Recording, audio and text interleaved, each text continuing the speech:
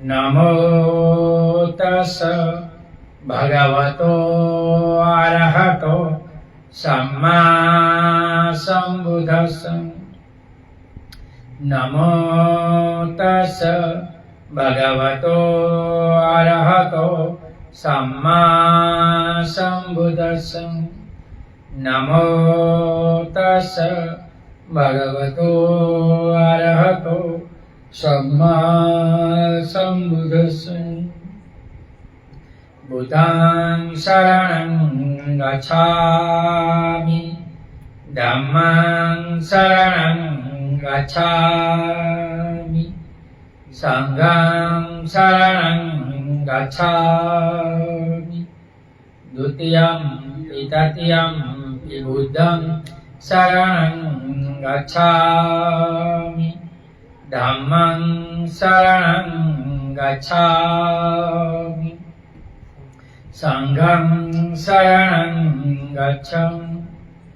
इतिपिसो भगवा अरहं सम्बुद्धो विजाचरण सम्पन्नो सुगतो लोकविदो अनुत्तरो पुरुषधम्म सारथि सखा देवमनुष्यानं बुद्धो भगवान्। स्वाखातो भगवता धम्मो सन्दिठिको अकालिको एहि पश्यिको औपनायिको पाच्यतं वेदितवो व्युतुहि।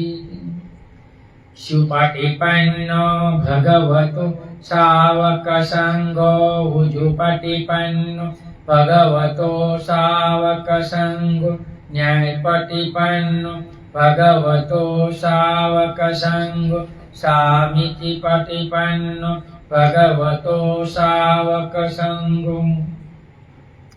यदिदं चत्वारि पुरुषयुगानि अष्टपुरुषपूगल एष भगवतो सावकसङ्गो आहुणेयो पाहुणेयो दक्षिणेयो अञ्जलिकरणीयो अनुत्तरं प्रियं खेतं लोकसं। साधु साधु साधु। वर्षावास में अमर बोध विहार सुरेंद्रनगर गुजरात से भिक्षु पथिक श्रेष्ठी बोधिसत्व डॉक्टर भीमराव आंबेडकर लिखित महान धम्म ग्रंथ बुद्धा एंड हिज धम्मा का 5वां भाग का तीसरा पेटा भाग। जोर जबरदस्ती से धर्म परिवर्तन नहीं। एक बार 500 भिक्षुओं के महान भिक्षु संघ के साथ भगवान बुद्ध राजगृह और नालंदा के बीच की सड़क पर जा रहे थे और उसी समय अपने शिष्य ब्रह्मदत्त के साथ सुप्रिय परिवारजन भी राजगृह और नालंदा के बीच महापथ पर चला जा रहा था। उस समय सुप्रिय परिवारजन नाना प्रकार से भगवान बुद्ध की निंदा कर रहा था, धर्म की निंदा कर रहा था, संघ की निंदा कर रहा था। लेकिन उनका शिष्य तरुण ब्रह्मदत्त नाना प्रकार से भगवान बुद्ध की प्रशंसा कर रहा था, धर्म की प्रशंसा कर रहा था और संघ की प्रशंसा कर रहा था। इसी प्रकार ये दोनों गुरु शिष्य परस्पर विरोधी मत प्रकाशित करते हुए भिक्षु संघ और बुद्ध के पीछे पीछे चले जा रहे थे। इसी प्रकार तरुण शिष्य ब्रह्मदत्त और उनके गुरु सुप्रिय परिवारजक ने भी वहीं निवास किया और वहां विश्राम स्थल पर ही एक शिष्य का विश्राम स्थल पर भी बुद्ध गुरु शिष्य का विवाद जारी रहा। तो दोनों जगह दोनों का विवाद जारी रहा, विवाद खत्म नहीं हुआ। प्रातः काल होने पर जब भिक्षु उठे और उनकी बातचीत का विषय सुप्रिय और ब्रह्मदत्त का परस्पर विवाद ही था, ये भिक्षुओं ने सुना। भगवान बुद्ध ने चर्चा के विषय का अनुमान किया और भी वहां पहुंचे तथा पीछे आसन पर बैठ गए। जहां बैठने पर उन्होंने बातचीत का विषय क्या है, चर्चा किस विषय की हो रही है, उन्होंने भगवान तथागत को सारी बात बता दी। तब भगवान तथागत ने कहा, भिक्षु, यदि कोई मेरी निंदा करे, धर्म की निंदा करे या संघ की निंदा करे तो इनका तुम्हें बुरा नहीं मानना चाहिए। इससे तुम्हारे हृदय में द्वेष नहीं होनी चाहिए, इससे तुम्हारे में हृदय में क्रोध नहीं आना चाहिए। यदि तुम इनका कारण क्रोध या द्वेष को अपने मन में स्थान दोगे तो इससे तुम्हारी हानि होती है। यदि जब कोई उद्धम या संघ की निंदा करे और तुम उसमें क्रोधित या उग्नित हो जाओ तो क्या तुम उनका विचार कर सकोगे कि उससे जो कुछ हुआ है यह ठीक नहीं है, यह हमारी हानि होती है, दूसरों की नहीं होती। भगवान हम विचार नहीं कर सकेंगे, लेकिन जब दूसरे लोग मेरी निंदा करे, धर्म की निंदा करे, संघ की निंदा करे, तो जो बात यथार्थ हो उसे तुम्हें यथार्थ कहना चाहिए। तुम्हें बता देना चाहिए कि अमुक कारण से ये यहाँ ऐसी बात नहीं है, यह बात हम में नहीं पाई है जाती है, यह बात हम में नहीं होती। लेकिन दूसरे लोग मेरी प्रशंसा भी कर सकते हैं, धर्म की प्रशंसा कर सकते हैं, संघ की भी प्रशंसा कर सकते हैं। तुम पूछोगे कि वे क्या कर मेरी प्रशंसा कर सकते हैं। कोई कह सकता है कि श्रवण गौतम प्राणी हिंसा का त्याग कर जीव हिंसा से विरत रहते हैं। उन्होंने दंड और तलवार का श्रोता त्याग कर दिया है। वह कठोर व्यवहार से विरत है, वह करुणा की मूर्ति है, उससे सभी प्राणियों के प्रति दया है। कोई भी सामान्य मनुष्य भगवान तथागत की चर्चा करते हुए इस प्रकार प्रशंसा कर सकता है, अथवा कह सकता है कि श्रवण गौतम अधीन दान से विरत रहता है, जो नहीं दिया है वो नहीं लेते, उनसे लेने की इच्छा से रहित होकर विहार करते, जो दिया जाता है उसे ही ग्रहण करते हैं और उन्हें अपनी आवश्यकता की पूर्ति पर का पूरा विश्वास है। वह अपना जीवन हृदय की स्वच्छता और पवित्रता को व्यतीत करते हैं। अथवा वह कह सकता है कि श्रवण गौतम अब्रह्मचर्य से विरत रहते हो, ब्रह्मचर्य युक्त हो विहार करते हैं। वह अपने आप को मैथुन कर्म से, हीन कर्म से बहुत दूर रहते हैं, अथवा ब्रह्मचर्य का पालन करते हैं। अथवा वह कह सकता है कि श्रवण गौतम मिथ्या भाषण का त्याग कर मुसावाद से दूर रहते हैं। वह सत्य ही बोलते हैं, वह सत्य से नहीं हटते, वह विश्वसनीय है, वह कभी अपने वचन को भंग नहीं करते, ऐसे भगवान बुद्ध है।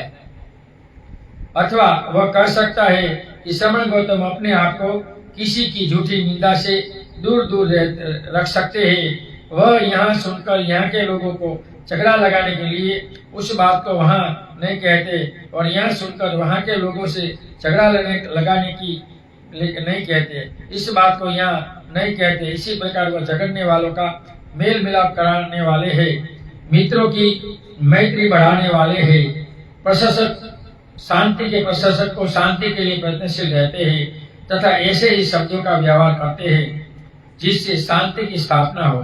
अथवा वह यह लगता है कि श्रवण गौतम कटु शब्दों का त्याग कर कठोर वाणी से दूर रहते हैं, जो वाणी हृदय को आकर्षित करने वाली होती है, शिष्ट वाली होती है, लोगों को खुश करती है, लोगों का मन हर लेती है, ऐसी वाणी हर समय भगवान बुद्ध बोलते हैं। अथवा वह कह सकता है कि श्रवण गौतम व्यर्थ बातचीत का त्याग कर बेकार बातचीत से दूर रहते हैं। वह समानुसार बोलते हैं, वह यथार्थ बोलते हैं, उनकी वाणी अर्थभरी होती है, धर्म प्रवण होती है, विषयानुकूल होती है। वह समय पर बोलते हैं, ऐसी वाणी बोलते हैं जो दिल में घर बना लेती है। उदाहरण सहित बोलते हैं, जितना बोलना आवश्यक हो उतना ही बोलते हैं। अथवा वह कह सकता है कि श्रवण गौतम बीजों या पौधों को हानि करने से आने और दूर दूर रखते हैं। वह केवल एक बार ही भोजन ग्रहण करते हैं, वह रात को भोजन ग्रहण नहीं करते, वह अपराध में भोजन ग्रहण करने से विरत रहते हैं। वह नृत्य गीत और वादित युक्त खेल तमाशों को देखने से विरत रहते हैं। वह माला सुगंधियों का लेपों से अपने आप को अलंकृत करने तथा सजाने से दूर रहते हैं। वह ऊंची महान शैयाओं का उपयोग नहीं करते, वह सोना चांदी स्वीकार नहीं करते, बस वह कच्चा अन्न स्वीकार नहीं करते, वह स्त्रियों या लड़कियों को स्वीकार नहीं करते, वह दास दासियों का स्वीकार नहीं करते, वह भेड़ बकरियों का स्वीकार नहीं करते, वह मुर्गे सुअरों का स्वीकार नहीं करते, वह शादी कराने में मध्यस्थ बनाकर स्वीकार नहीं करते, वह खरीदा बेचना स्वीकार नहीं करते, वह तराजू या बटखोर के किसी को ठगना स्वीकार नहीं करते, वह रिश्वत वंचना और ठगी के टेढ़े मेढ़े रास्तों से बचते हैं, वह किसी का अंग भंग करके किसी को मार डालने, किसी को बांध डालने, किसी को लूट लेने का, किसी की हिंसा करने से भगवान रोज विरत रहते हैं। ऐसा इस गाथा में भगवान ने बताया है। जो ये भिक्षुओं, ऐसी कुछ बात है जो एक सामान्य मनुष्य तथागत की प्रशंसा करते हुए कहता है, लेकिन ऐसा होने पर भी न तुम्हें विशेष हर्ष होना चाहिए, न तुम्हारा हृदय खुशी से खुलना चाहिए। यदि तुम ऐसे होंगे तो इससे भी तुम्हारी स्वयं विजय से बाधा पड़ेगी। जब दूसरे लोग मेरी व धमकी और संग की प्रशंसा करते तो तुम्हें जो बात यथार्थ हो उसे स्वीकार करना चाहिए। तुम्हें कहना चाहिए, इसी कारण से यह ऐसा ही है, यह बात हमारे बीच में, यह गुण हमें है। तो यहाँ ये तीसरा गुण। चौथा, भिक्षु को धर्म प्रसार के लिए संघर्ष करना चाहिए। देखो, बाबा साहब दिखाते हैं कि बिना संघर्ष से भिक्षु कुछ नहीं होता है, या सब मिलता है, नहीं मिलता वहां जाना चाहिए। भिक्षुओं को संबोधित करते हुए भगवान बुद्ध ने कहा, भिक्षु मैं संसार से नहीं झगड़ता हूँ, बल्कि संसार मुझसे झगड़ता है। सत्य का उपदेश संसार में कभी किसी से नहीं डरता और नहीं झगड़ता। योद्धा हम अपने आप को योद्धा कहते हैं। भगवान, हम योद्धा किस प्रकार है? भिक्षु हम युद्ध करते हैं इसलिए योद्धा कहलाते हैं। भगवान, हम किस बात के लिए युद्ध करते हैं? भिक्षु हम श्रेष्ठ शील के लिए युद्ध करते हैं, श्रेष्ठ उत्साह के लिए युद्ध करते हैं, श्रेष्ठ प्रज्ञा के लिए युद्ध करते हैं। जहाँ सदाचार को खतरा हो, संघर्ष से मत घबराओ, ऐसे समय फीकी बिजली मत बन जाओ। देखो, बाबा साहब कहता है कि भिक्षुकों को भी चापलूसी नहीं करनी चाहिए। हम सांप्रत समय में देखते हैं कि ज्यादातर भिक्षु चापलूसी करते हैं और सरकार के गुलाम है, सरकार के पैसे पर अड़े रहने का सोचते हैं। ये सब गलत है। यहाँ ये भाग खत्म हुआ। पांचवा भाग का तीसरा भाग का खत्म हुआ और चौथा भाग, पांचवा भाग का चौथा भाग का पहला भाग, भिक्षु और गृहस्थ। भिक्षु का बंधन। भिक्षु संघ एक संगठित संस्था है जिनका दरवाजा किसी के लिए खुला था। केवल प्रवचित हो जाने पर ही कोई भी संघ का सदस्य नहीं बन सकता था। उपसंता प्राप्त करते ही कोई भी व्यक्ति संघ का सदस्य बन सकता है। सामने दान का, प्रवचन का और संघ का अधिकारी नहीं होता है, वो भिक्षु के लिए रहता है। इसलिए जब भी कोई भिक्षु आए तो वंदन करके पूछना चाहिए, आप सामने हो या भिक्षु।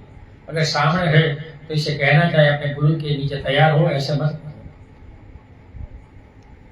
संघ एक स्वाधीन संस्था थी। वह अपने संस्थापक से ही स्वाधीन थी।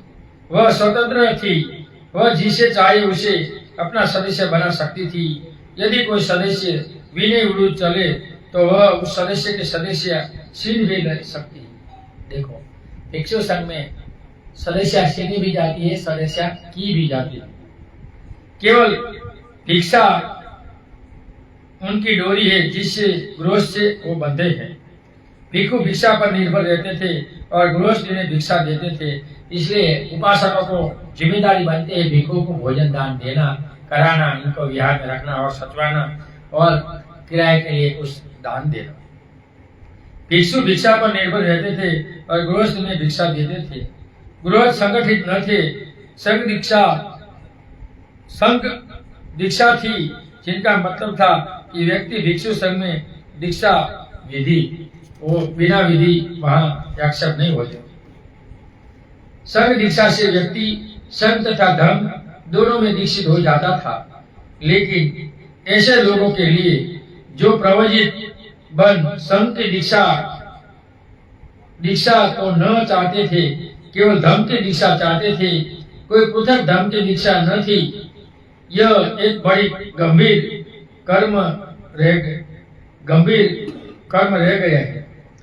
यह कभी उन कारणों में से एक था जो अंततः जाकर भारत में बौद्ध धर्म लुप्त हो जाने का कारण बना। देखो, बाबा साहब दिखाते हैं कि उपासकों के लिए कोई संत न था और ऐसी कोई गुरु दीक्षा न थी, इनके कारण धर्म खत्म हुआ, लेकिन वो दीक्षा होनी चाहिए। इसी पृथक धर्म दीक्षा के न होने के कारण गृहस्थ एक धर्म से दूसरे धर्म में भटक सकते थे, और उससे भी बुरी बात यह है कि बौद्ध धर्म भी अपनाए रह सकते थे। तो इसलिए बाबा साहब ने 22 प्रतिज्ञा दी कि सब लोग सभी जगह भटके नहीं और अच्छी तरह ये प्रवृत्ति में काम करें।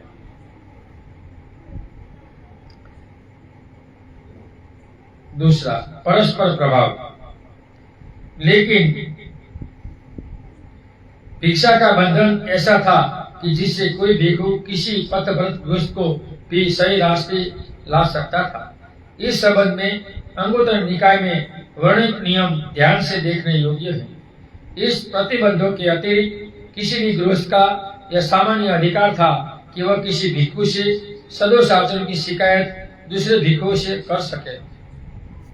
जब भी भगवान बुद्ध को किसी की ऐसी शिकायत सुनने को मिली, उन्होंने इनकी जांच की है कि सही है या नहीं, और बात के सही होने पर उन्होंने विनय के नियमों में ऐसा परिवर्तन कर दिया है कि भविष्य के लिए यह दोष संघ के नियमों के विरुद्ध किया गया एक अपराध माना जाएगा। सारा विनय पीड़क कुछ और न होकर गृहस्थों द्वारा की गई शिकायतों के सुधारों का ही परिणाम है। भिक्षु और गृहस्थों में ऐसा ही आपस में संबंध है, इसलिए विनय भिक्षु नहीं पालता है तो दूसरे भिक्षु से शिकायत करना चाहिए, सीधा इससे नहीं कहना चाहिए। ऐसा यहाँ बाबा साहब का इसमें कहना है। तीसरा, भिक्षु का धर्म, उपासक का धर्म। बौद्ध धर्म में कुछ आलोचकों का कहना है कि बौद्ध धर्म कोई धर्म नहीं है। इनका इस तरह की आलोचना की और ध्यान देने की जरूरत नहीं, लेकिन यदि कोई उत्तर देना ही है हो तो कहा जा सकता है कि केवल बौद्ध धर्म ही असली धर्म है, और जिन्हें यह बात स्वीकृत न हो उन्हें अपनी धर्म की परिभाषा बदलनी चाहिए। देखो, बाबा साहब भी बुद्ध को धर्म बोल रहे हैं, बहुत से लोग बोलते हैं धर्म है, धर्म नहीं है, तो पढ़ लो। दूसरे आलोचक इतनी दूर तक नहीं जाते, वे इतना ही कहते हैं कि एक धर्म के रूप में बौद्ध धर्म केवल भिक्षुओं का धर्म है, इनका सर्वसाधारण से कोई संबंध नहीं है। बौद्ध धर्म के जन साधारण को इनके दायरे से बाहर ही रखा है। भगवान बुद्ध के प्रवचनों में भिक्षु शब्द इतनी अधिक बार आता है कि इससे आलोचकों की आलोचना का समर्थन होता है। इसलिए यह आवश्यक है कि इसी बात को स्पष्ट कर दिया जाए, क्या भिक्षुओं के लिए धर्म एक ही है अथवा धर्म का कोई ऐसा भाग है जो भिक्षुओं के लिए और गृहस्थों के लिए नहीं है।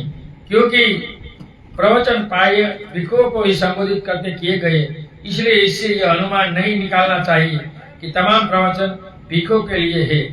भगवान बुद्ध के उपदेश भिक्षुओं तथा गृहस्थ दोनों के लिए है। जिस समय भगवान बुद्ध ने एक पंचशील अष्टांग मार्ग 10 पारमिता का उपदेश दिया और उनकी नजर गृहस्थों पर ही थी होगी, यह बात इतनी अधिक स्पष्ट है कि इनके लिए किसी तर्क की अपेक्षा नहीं। उन्होंने घर बार का त्याग नहीं किया है। जो क्रियाशील गृहस्थ जीवन व्यतीत करते हैं, एक प्रकार से उन्हीं के लिए पंचशील अष्टांग मार्ग तथा 10 पारमिता आवश्यक है। जिस भिक्षु ने गुरु त्याग किया है, उनकी अपेक्षा गृहस्थ से जो क्रियाशील गृहस्थ जीवन व्यतीत करता है, इसी की बात से अधिक संभावना है कि वह शील भंग करेगा। इसलिए भगवान बुद्ध ने जब धर्म प्रचार आरंभ किया तो यह मुख्य रूप से गृहस्थ के लिए रहा होगा, उपासक के लिए नहीं। क्योंकि भगवान को संसार का सुधार करना था तो उपासकों के लिए विनय दिया और उपासकों के लिए सूत्र दिया और भिक्षुओं के लिए विनय दिया। केवल अनुमान प्रमाण पर ही निर्भर रहने की आवश्यकता नहीं है। इस आलोचक का खंडन करने के लिए हमारे पास प्रत्यक्ष साक्षी है। निम्नलिखित प्रवचन का ही उल्लेख किया जा सकता है। एक बार जब भगवान बुद्ध अनाथपिंडक के जेतवन में ठहरे हुए थे, उस समय दूसरे 500 उपासकों के साथ धम्मिक नाम का उपासक वहां आया और तथागत भगवान को अभिवादन कर एक और खड़ा हो गए बैठ गया। एक और बैठे हुए धम्मिक उपासक ने तथागत भगवान से इसी प्रकार संबोधन किया। भगवान भिक्षुओं और उपासकों अथवा घर से बेघर हुए लोगों तथा गृहस्थों का क्या सिद्ध है? क्या उपासकों सहित उपस्थित भिक्षुओं को अपने अपने सिर की जानकारी देने की कृपा करें। भगवान तथागत ने भिक्षुओं को ध्यान देकर सुनो, बताए हुए नियम का पालन करो, मध्यांतर भिक्षाटन के लिए मत जाओ। असमय भिक्षाटन करने वाले के लिए जाल बिदा रहता है। भिक्षाटन से पहले अपने मन को रूप, ध्वनि, गंध, रस तथा स्पर्श चीज की आसक्ति से मुक्त करो। भिक्षाटन करने पर अकेले लौटो और एकांत में बैठकर स्थिर चित्त से विचार करो। सज्जनों से बातचीत करो तो धम्म में ही विषय में बातचीत करो। भिक्षा, विहार, शयनासन और पानी सफाई करने आदि के साधनों से अधिक और कुछ महत्व न दो। भिक्षा, विहार, शयनासन और पानी सफाई करने के आदि के साधनों से अधिक और कुछ महत्व न दो। यदि कोई भिक्षु इन सभी चीजों का अनासक्त होकर उपयोग करेगा तो वह ऐसे ही अलिप्त रहेगा जैसे पानी में रहने वाला कमल पानी के गुजर से अलिप्त रहता है। अब मैं गृहस्थों के सिर की बात करता हूँ। उससे मुझे कहना है, किसी प्राणी की हत्या न करो, किसी की जान न लो, किसी की जान लिए जाने का समर्थन न करो। सबल हो या दुर्बल हो, कैसा भी कोई प्राणी हो, किसी भी प्राणी हिंसा न करो। सभी प्राणी से मैत्री करो, प्रेम करो। किसी गृहस्थ को जानबूझकर न चोरी करनी चाहिए, न करानी चाहिए और दिया वही ग्रहण करना चाहिए या लेना चाहिए। व्यभिचार को यह आग का गढ़ समझे, परस्त्री गमन से दूर रहे। चाहे कोई सभा हो, चाहे कचहरी हो, चाहे कि असत्य को प्रोत्साहन न दे और सत्य का त्याग कर देना, असत्य का त्याग कर देना चाहिए। इस नियम का पालन करें। शराब न पिए, किसी को शराब न पिलाए, शराब पीने का समर्थन न करे। इसी बात का विचार करे कि शराब आदमी को पागल बना देती है।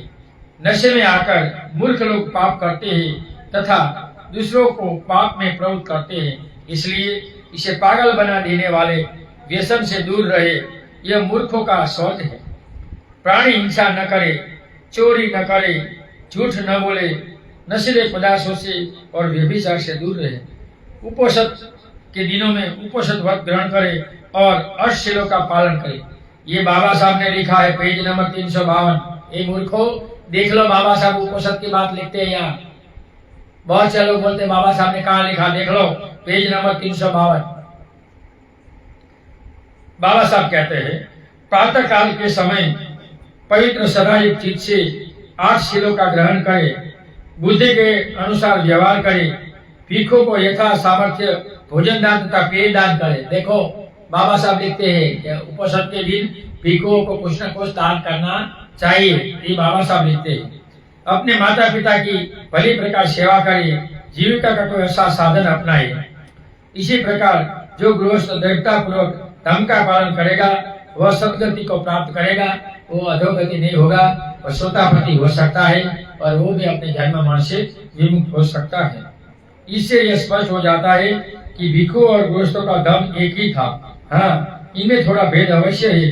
भिक्षुओं से अधिक आशा रखी गई है और गृहस्थों से भी उतनी ही। भिक्षुओं के लिए 5 व्रत अनिवार्य है। इसे प्राणी हिंसा से विरत रहने का व्रत लेना पड़ता है। उसे अधीनदान अर्थात न दी हुई चीज न लेने से व्रत ग्रहण करता है, यानी चोरी नहीं करता। उसे कभी झूठ न बोलने का व्रत लेना पड़ता है। यह व्रत लेना होता है कि व्रत किसी भी स्त्री का संपूर्ण शासन नहीं रखेगा। उसे यह व्रत लेना होता है कि कभी नशीले पदार्थों ग्रहण नहीं करेगा। यूं तो सभी नियम गृहस्थ पर भी लागू होते ही है। भेद इतना है कि भिक्षु के लिए अनुग्रहणीय व्रत है, यानी मतलब कि दंड विधान है, किंतु गृहस्थ के लिए स्वेच्छा से ग्रहण किए गए शील है, इसलिए इसमें उपासकों के लिए दंड विधान नहीं है, भिक्षु के लिए दंड विधान है। दो और भी ध्यान देने लायक भेद है। एक भिक्षु निजी संपत्ति नहीं रख सकता, एक गृहस्थ रख सकता है। एक भिक्षु परिनिर्वाण में प्रवेश पाने के लिए स्वतंत्र है, एक गृहस्थ के लिए निर्वाण पर्याप्त है। एक भिक्षु और गृहस्थ में यही समताएं और असमानताएं है, लेकिन धर्म दोनों के लिए एक है, ऐसा भगवान बुद्ध ने कहा। और ये बात बाबा साहब ने स्पष्टता से पढ़कर यहाँ दिखाई है और सच्ची समझी दिखाई देती है। यहाँ हमारा समय भी हो गया और ये पूरा हो गया और 5वां भाग का पूरा हो गया, तो हम कल ये 5वां पिता भाग कल पढ़ेंगे, आज नहीं पढ़ेंगे। पूरा हो गया तो समाप्त करते हैं। ऑनलाइन और सामने सुनने वाले सभी लोगों को सुने हुए धर्म का में हम पुण्यानुमोदन करते हैं।